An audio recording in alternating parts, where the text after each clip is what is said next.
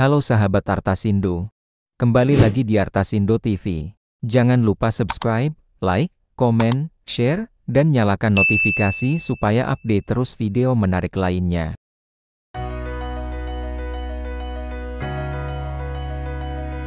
Bayangkan, Anda duduk di kursi bioskop, popcorn di tangan, siap nonton film favorit. Lampu mulai meredup. Tapi sebelum trailer film muncul, layar menampilkan wajah Presiden Prabowo Subianto. Sebuah video pendek berdurasi 1 menit, berisi pencapaian pemerintah diputar di seluruh jaringan XX1. Peristiwa ini viral, memicu kontroversi, dan membuka perdebatan panjang, apakah ini sekadar iklan layanan masyarakat, atau bentuk propaganda? Video ini mulai tayang 9 September hingga 14 September tahun 2025 di bioskop XX1 seluruh Indonesia. Durasi sekitar 60 detik.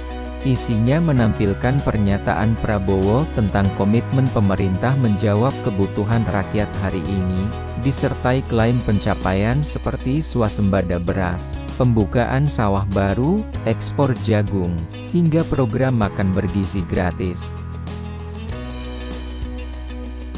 Pihak XX1 membenarkan bahwa video tersebut ditayangkan sebagai iklan layanan masyarakat atau ILM.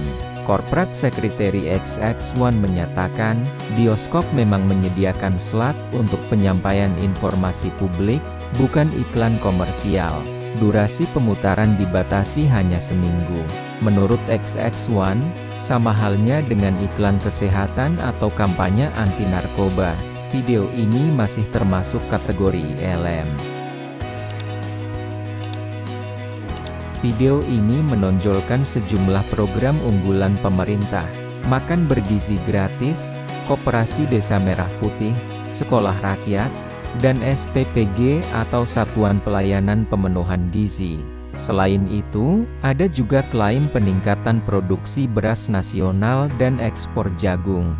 Semua dikemas dalam narasi optimistis, dengan pesan utama, pemerintah menjawab kebutuhan rakyat sekarang, bukan nanti. Penonton bioskop mengaku kaget. Banyak yang mengira itu trailer film lokal, ternyata video pemerintah. Sebagian bingung, kenapa hiburan harus diawali dengan pesan politik? Warganet langsung bereaksi, menyebut ini aneh, nggak nyambung, hingga propaganda gaya baru. Potongan video yang direkam penonton lalu viral di TikTok dan X. Netizen berkomentar keras, ada yang menulis, bayar tiket buat hiburan, malah dikasih iklan politik. Ada juga yang menyindir, kalau pemerintah pede dengan pencapaiannya, kenapa harus diputar di bioskop? Bahkan ada yang membandingkan dengan praktik di negara-negara otoriter yang biasa memaksa penonton menonton propaganda sebelum film.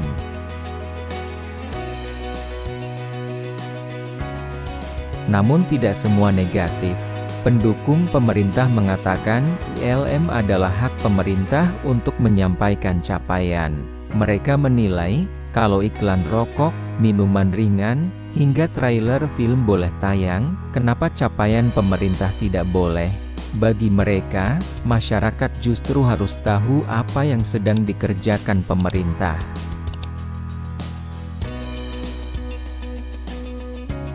Secara hukum, tidak ada aturan yang melarang penayangan ILM di bioskop. Undang-undang penyiaran dan regulasi iklan layanan masyarakat memang memungkinkan pemerintah menggunakan media massa untuk pesan publik. Selama tidak berupa kampanye pemilu, konten semacam ini sah. Tapi, batas antara ILM dan propaganda politik seringkali tipis dan abu-abu.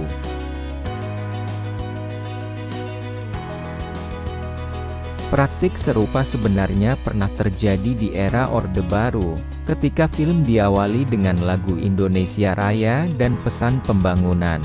Setelah reformasi, tradisi ini hilang. Pemutaran video Prabowo di XX1 mengingatkan sebagian orang pada praktik lama itu. Bagi generasi muda, ini adalah pengalaman baru yang terasa aneh sekaligus mengganggu. Di beberapa negara, iklan layanan masyarakat di bioskop memang wajar. Misalnya, kampanye anti rokok di Inggris atau kampanye keselamatan lalu lintas di Australia. Bedanya, pesan itu sifatnya edukatif, bukan pencitraan politik. Inilah yang membuat kasus Prabowo di XX1 terasa unik, karena menampilkan wajah presiden dan pencapaian pemerintah secara eksplisit. Secara politik, pemutaran video ini bisa dibaca sebagai upaya memperkuat citra Prabowo di ruang publik non-politik. Namun strategi ini berisiko jadi bumerang. Kritik publik yang masif bisa menurunkan efektivitas pesan. Alih-alih memperkuat citra, masyarakat bisa merasa dipaksa dan akhirnya justru menolak. Perdebatan soal video singkat ini sejatinya mencerminkan demokrasi yang hidup. Publik bebas mengkritik, media bebas memberitakan, dan pemerintah punya ruang untuk menjelaskan. Transparansi semacam ini adalah modal besar bagi Indonesia yang ingin memperkuat komunikasi publik di era digital. Selama ada ruang dialog, setiap kebijakan bisa diperbaiki, disesuaikan, dan diterima masyarakat dengan lebih baik. Pada akhirnya, video Presiden Prabowo yang tayang di XX1 hanyalah salah satu eksperimen komunikasi publik. Ada pro dan kontra, ada yang mendukung, ada yang mengkritik. Yang penting, semua pihak bisa mengambil pelajaran. Pemerintah belajar soal sensitivitas ruang hiburan, masyarakat belajar menyampaikan pendapat secara sehat, dan industri film belajar menjaga kenyamanan penonton.